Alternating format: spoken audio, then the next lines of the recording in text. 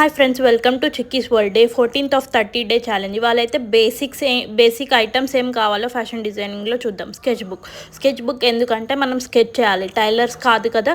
Sketch చేసి basic output ఎలా వస్తుందో, ఫ్యాబ్రిక్ది మనం స్టిచ్ చేసిన తర్వాత ఎలా వస్తుందో అనేది చూపించడానికి స్కెచ్ బుక్ A3 సైజ్ మాత్రమే ఉండాలి.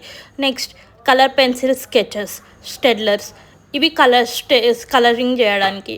బేసిక్గా main important scissor, fabric cutting scissor, paper cutting scissor. Fabric cutting scissors వచ్చేసి ఫ్యాబ్రిక్స్ కట్ చేయడానికి, పేపర్ కటింగ్ సీజర్స్ వచ్చేసి pattern making. Tape, measuring tape, body measurements తీసుకోవడానికి. మెజరింగ్ టేప్లో మాత్రం మెయిన్గా చూసుకోండి, స్టార్టింగ్లో 1 ఇంచ్ అయితే మిస్ అవుతుంది, అది మిస్ కాకుండా చూసుకోండి.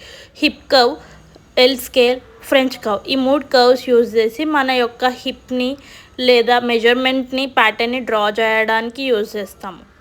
Next seam ripper, basic needles, ball pins. Seam ripper అంటే ఎక్కడైనా స్టిచ్ ఎక్స్ట్రా పడినా స్టిచ్ తీయాలి అన్న యూజ్ అవుతుంది. ఇదేమో మార్కింగ్ చాక్స్, క్లాత్ పైన మార్క్ చేయడానికి.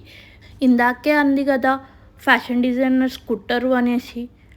కుట్టరు, కాకపోతే కుట్టడం మాత్రం నేర్చుకుంటారు. ఎందుకంటే టైలర్స్ కరెక్ట్ కుడుతున్నారా లేదా, ఎంత టైంకి ఏ బ్లౌజ్ ప్యాటర్న్ అవుతుంది అండ్ ఎలా కుడితే వస్తుంది అనేది మాత్రం తెలియాలి కదా. అందుకోసమే స్వింగ్ మిషన్.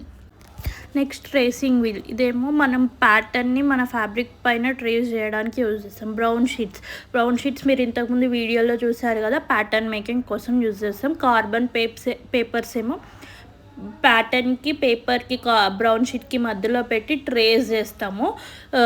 బ్లూ వాడొద్దు, బ్లాక్ వాడొద్దు, ఓన్లీ రెడ్, ఎల్లో, వైట్ మాత్రమే తీసుకోండి. బ్లూ, బ్లాక్ ఎందుకు వాడొద్దు అంటే అది పోదు ఫ్యాబ్రిక్ పై నుండి.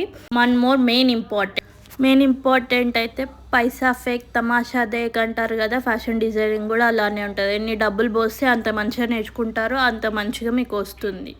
Thank you.